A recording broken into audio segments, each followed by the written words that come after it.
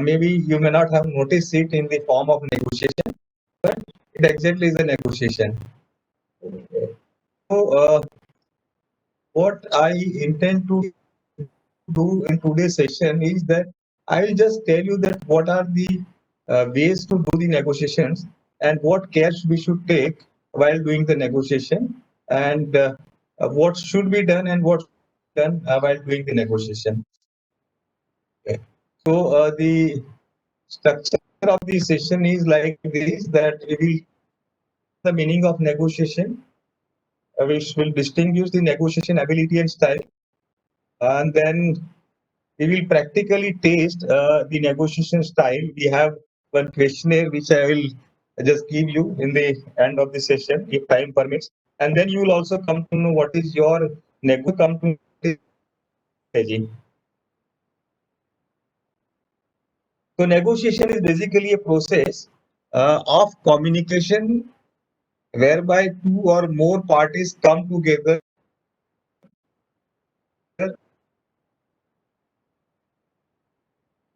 So essentially, there are supposed to be minimum two parties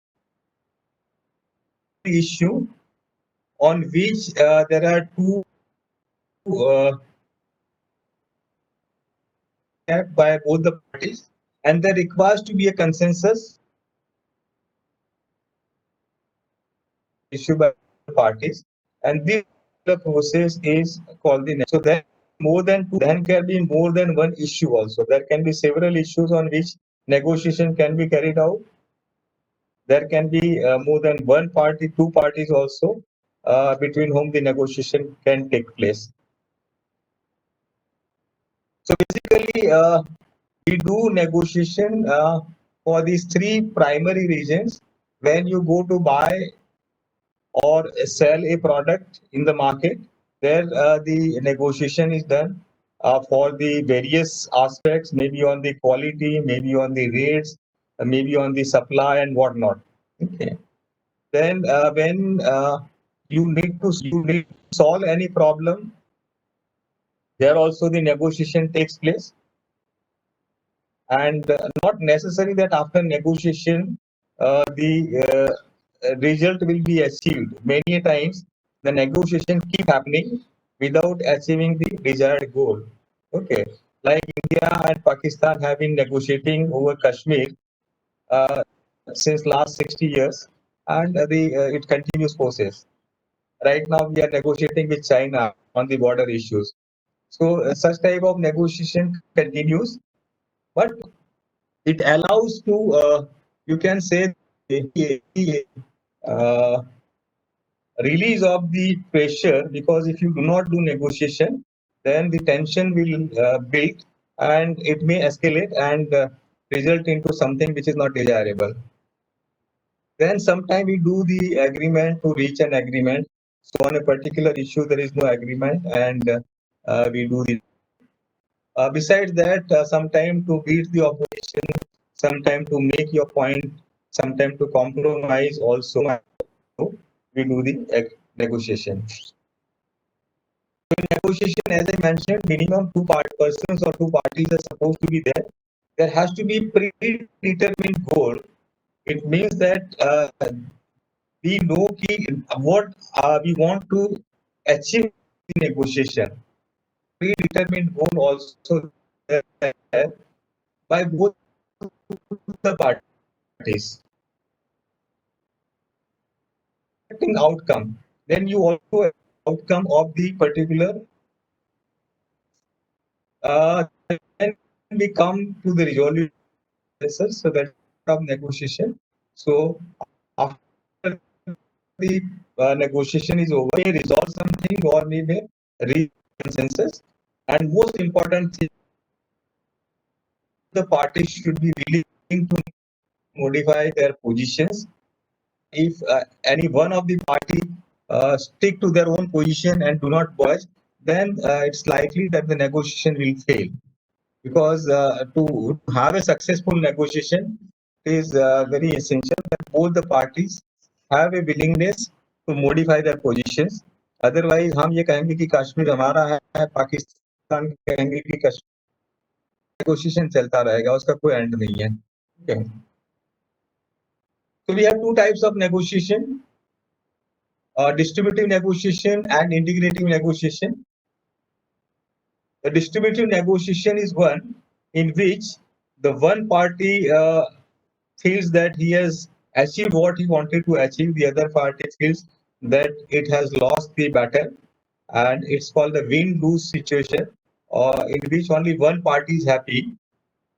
And the integrative negotiations are one in which both the parties feel that they have achieved their goal. So it's a win-win negotiation. So ideally, we should always try to achieve the win-win situation, that is the integrative negotiation, as far as possible. It's not possible in all the situation. So wherever possible, we can try for the integrative negotiation. Otherwise, where the compulsion is there or where you can't modify your position, you can attempt for the distributive negotiation also. Now, features of the distributive negotiation is basically where the issue is there, and both the parties want to claim the maximum value out of whatever is the distributed fixed value is there. So in that, uh, uh, it is like the sellers and the buyers in the market. Many times you must have seen that a lot of shops, they say that there is a fixed rate, no bargaining. Board भी लगा रहता है, fixed rate, no bargaining. Now, in this case, if you do the negotiation, then it will be of a distributive negotiation, because आप अपना bargaining करते रहेंगे, वो बोलेगा सॉरी, इसके ऊपर 100 रुपया लिखा है, 100 रुपये में ही बिकेगा, not even 99. Okay. So if you want to buy, ultimately you'll have to pay 100 rupees, and you will feel that you couldn't bargain. So it is a distributive negotiation. So, scope of creativity. Because negotiation से ज़्यादा ही नहीं है. So there is no creativity involved कि उसको कैसे creatively आगे बढ़ाया जाए. So integrative negotiation जो है वो comparatively अच्छा है, because इसमें both the parties try to resolve in a way that the interest of both the parties are saved. So the integrative negotiation, the idea is that how best the resources can be utilized, not that how maximum resources can be grabbed. So the negotiation in both the parties, they enter into the negotiation and they try that the interest of both the parties are saved. And integrative negotiation takes place mainly both the parties value the relationship. Suppose you have gone to a particular shopkeeper and you find that that shopkeeper do not, okay, मैंने बोल दिया, sell only in 100 rupees. Okay. Probably you would not like to go to that shop next time unless you are very particular about the quality and you don't bother about the cost, etc. But otherwise, normally you would like to have.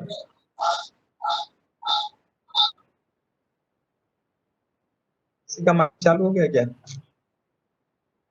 So Voice is getting distorted. negotiation.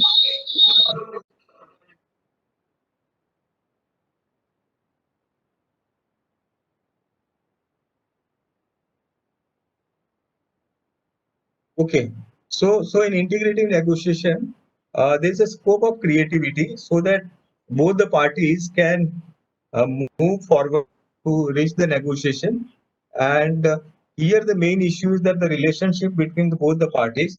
So both the party just care for the relationship. They want that the relation should not get spoiled because of this negotiation process. So they will let go something. Sir, sorry to interrupt you, sir. Yes, please. Sir, due to this video, the voice is getting distorted. Okay, okay. We do not So have now very good you sound, have sir. another switch off video. Thank you, sir.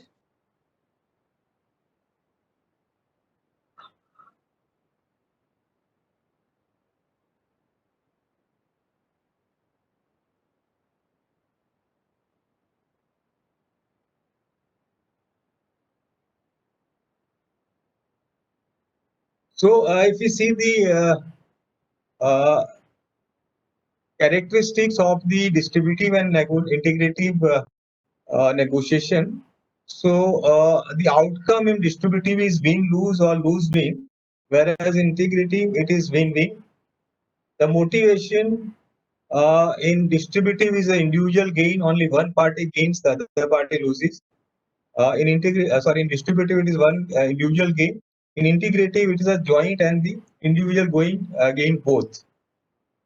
Interest normally in distributive is opposed because both parties want to maximize their benefit, and in integrative they may be different but not always opposed. The relationship in distributive is a short term, and in integrative is a long term. It can be short term also, but normally it is a long term relation. Issued involved, there are only single issue in distributive. In integrating there may be multiple issues. Ability to trade off. Distributed, there is no flexibility because one party don't want to purge, so there is no flexibility. Whereas integrative it is flexible, and solution also in integrative it's a creative, but in distributive it's not creative.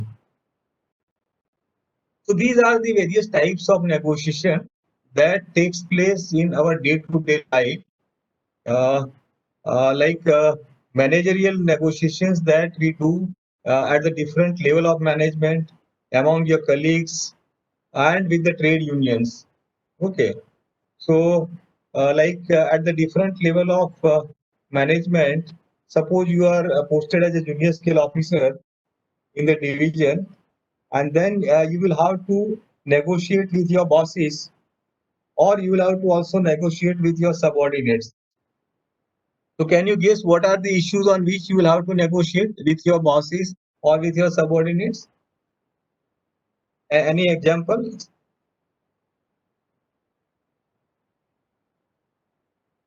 So leaves for the holidays. Leave, yes, the most important is the leave, जिसके लिए सबसे ज्यादा negotiation करना पड़ता है, because you will apply for 15 days leave and your boss will say why 15 days, why not only 7 days? Okay, so you will have to explain him that why exactly you want 15 days leave, and then maybe possible that you will have to curtail 15 days to 10 days, and then you will say कि ठीक है आप 7 दिन क्या बोल रहे हैं, मैं 10 दिन में निपटा के आता हूँ सब. So one is the leave. What else?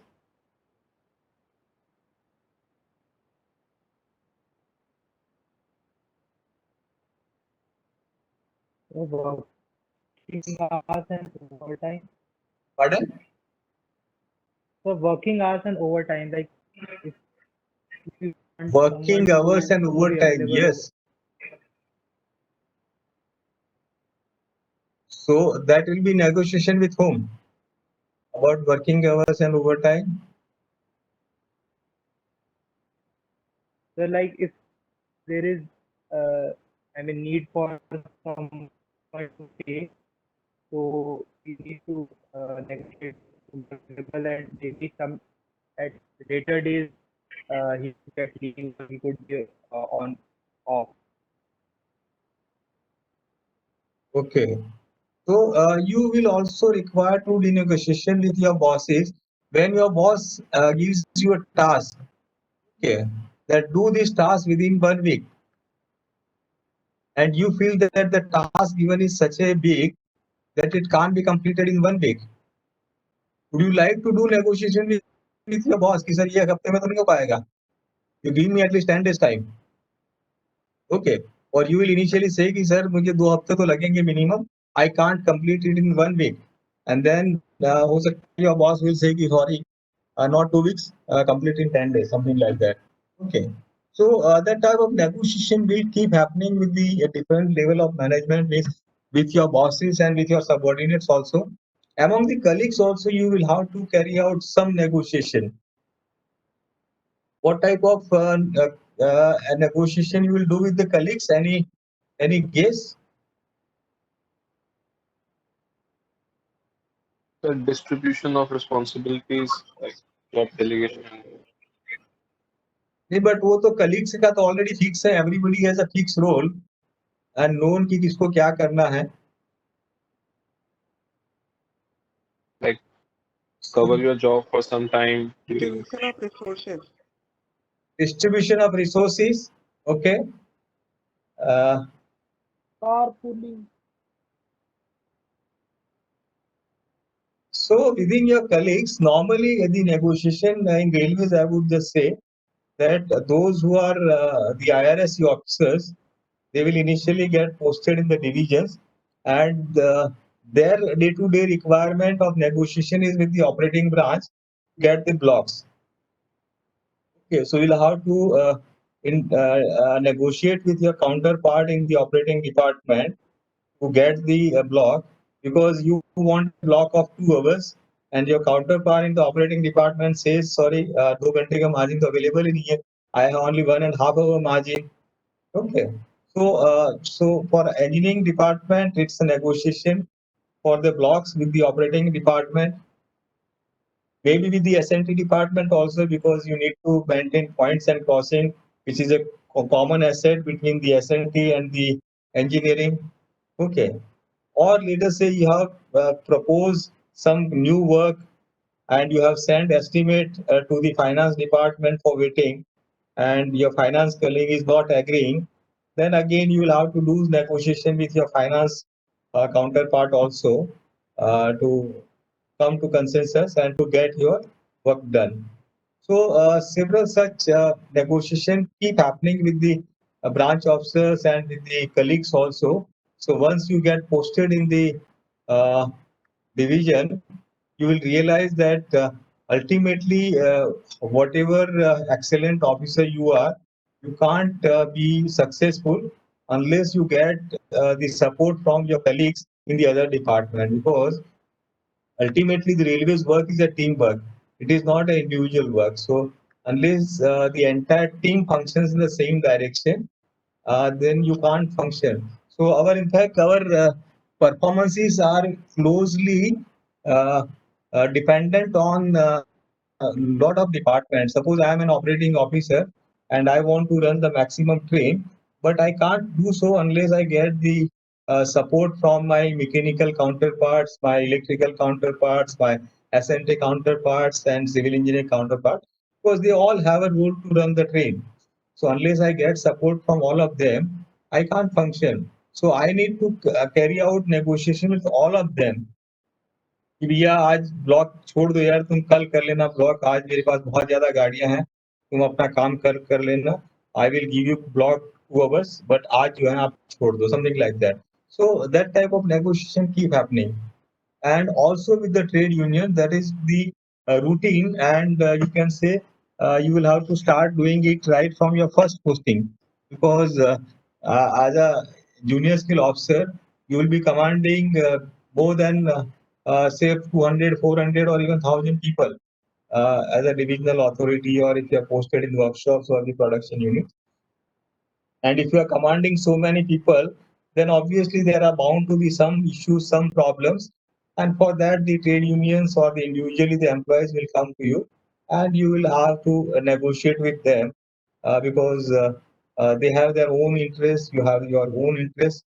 Your own interest in the means you have your organizational interest, and they have their personal interest, and you will have to carry out the negotiation. So that also happens with the trade unions, and very routinely it is supposed to be done. Then you will have the commercial negotiation also within the management, when the matter is involving some financial implications, or with your contractors. So those who are, most of you are engineers, and you will have to deal with the tenders and contracts right since the beginning. And in tender and contract, there is a provision that if you feel that the lowest bidder is eligible to do the work, but rate quoted by him is slightly higher than what you have estimated in your tender notice, then the officially you can call him to have the negotiation and reduce his rates. So that type of negotiation will also take place with the contractor. With government departments also, because while working in the railways, you also require to interact and have coordination with other government departments, maybe state government department or the public bodies like municipal corporation, gram panchayats, etc. So there also you will have to carry out the negotiations on one or other issues, and you may have to carry out the negotiations with public also. For suppose you are building, let us say, low height subway in lieu of the level crossing gate, and there the villagers may be agitating कि नहीं हमें तो level crossing gate ही चाहिए, हमें ये LHSS नहीं चाहिए. So there also the negotiation will take place. So all these type of negotiation you will have to carry out in your day-to-day life after you get posted. And some legal negotiation also take place where there is some legal issues involved within the management, with the government department, with the customers, and with the stakeholders. So these are all the different types of negotiation that we need to carry out in a day-to-day life. Now, what exactly is the negotiation process?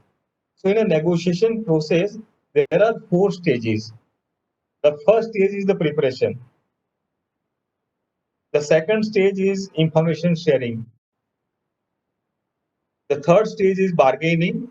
And the last stage is the finalizing the deal. So, in these all 4 stages, the first stage is very important, and that is the preparation. So in preparation, what you are supposed to do? So, first of all, you should find out that what exactly is the issue that needs to be resolved. Okay, because many a time you may be caught unaware कि आप office में गए और union वाले आके बैठ गए आपके सामने कि सर आपने तो ये कर दिया वो कर दिया, and you are not aware of the issue itself. Okay, so in that case you can't resolve anything or you can't enter into negotiation. So you can always say कि okay, let me have the look at it and I will talk to you on tomorrow or day after tomorrow or a particular time. Because unless you are aware ki what is the issue to be resolved, then you can't undergo the negotiation. So first thing that you should be aware that what is the issue that is to be resolved, and then you should also find out that in this issue, what is the goal that you want to achieve. Okay, let me give you one example that let us say you have transferred one of your senior supervisor from divisional headquarters to some field unit in the division. Okay. Now this senior supervisor you have transferred because of the administrative reason. The first reason that he has already completed his tenure in the divisional headquarters. The second reason is that he is an efficient fellow and you are sending him to a place which is bit problematic and only he can go and resolve the issues there. So you want to send him there so that the things can be improved at that particular location because some problems are going on. Okay. But once you transfer that fellow at that place, obviously that fellow will come to you saying कि sorry sir आपने मेरे साथ ज्यादती कर दी, आपने मुझे transfer कर दिया, मेरा तो फैमिली जो है पूरा डिस्टर्ब हो जाएगा, my kids are studying here, my wife is working here and my entire family will get scattered, so kindly cancel my order. Okay, so if it is a distributive negotiation, you can always say him, sorry, this is in the interest of administration, nothing doing, you have to go and join there. I can't do anything. So that is a distributive approach, and normally we take when an individual employee comes to us with such a request. But let us say with this approach, the employee goes to the trade union, and now the divisional secretary of the trade union comes to you with the same plea कि साहब आप इस बंदे को बहुत नाइंसाफी कर रहे हैं. You should cancel his order because his family is getting affected because of this transfer order. Now, when the trade union fellow comes, you can't take the same stand. Of course, you may take, but then it has a lot of repercussions because in a distributive negotiation, the long-term relationship is always spoiled. So, if you take the same stand with the divisional secretary of the trade union, कि sorry मैंने order कर दिया सो कर दिया ना उसको बोलो जाके ज्वाइन करे उसका कुछ नहीं हो सकता है. Okay, so you may take that stand also with the union fellows, but in that case you should be ready for the repercussion. And what can be the repercussion? You may be get out, there may be shouting of slogans in front of your office, there may be dharnas. Okay, and then the union fellows will track all your dealings with the personal ways or the other ways, and they will try to embarrass you and harass you. So normally when the trade union fellow comes, you will not take that distributive negotiation trend and you will try to do some integrative negotiation. So, okay, when the fellow comes to you, you should be aware that what is your goal.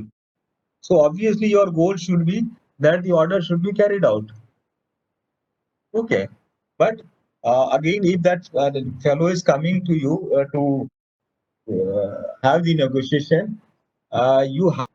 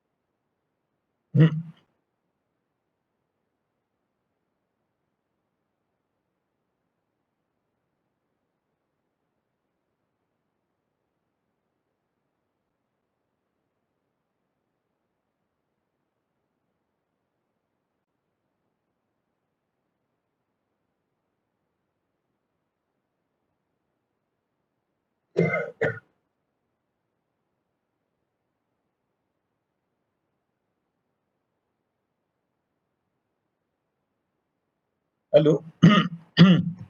Hmm.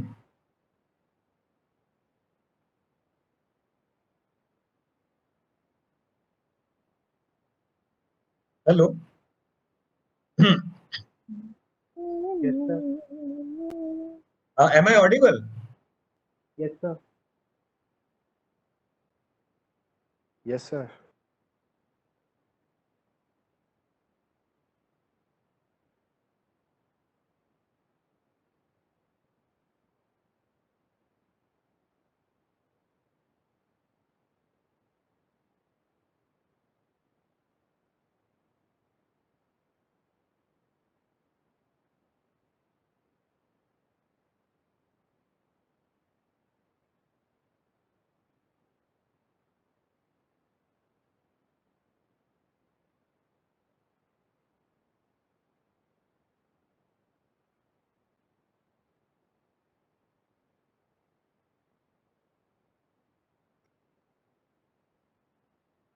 Sir, Not voice is audible, not sir. coming.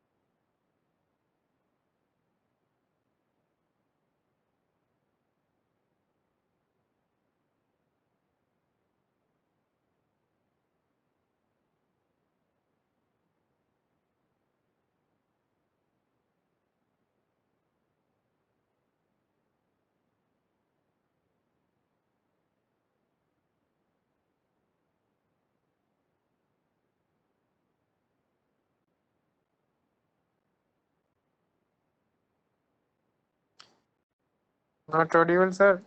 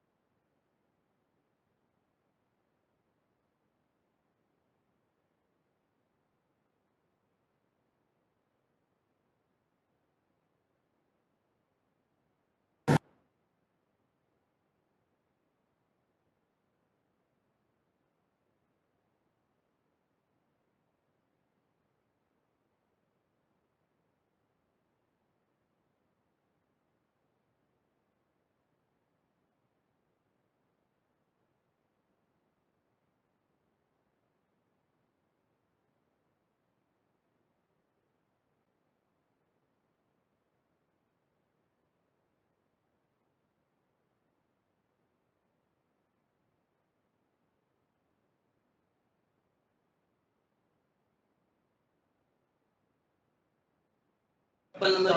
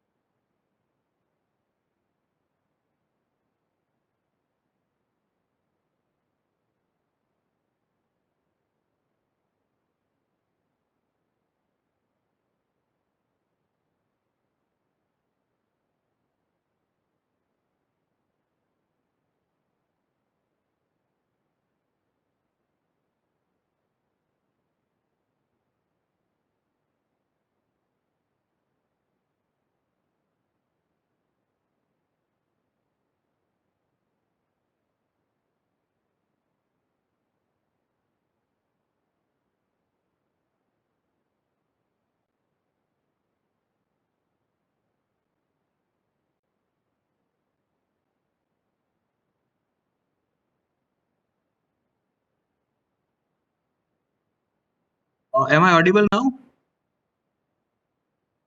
Yes, sir. Yes, sir. Now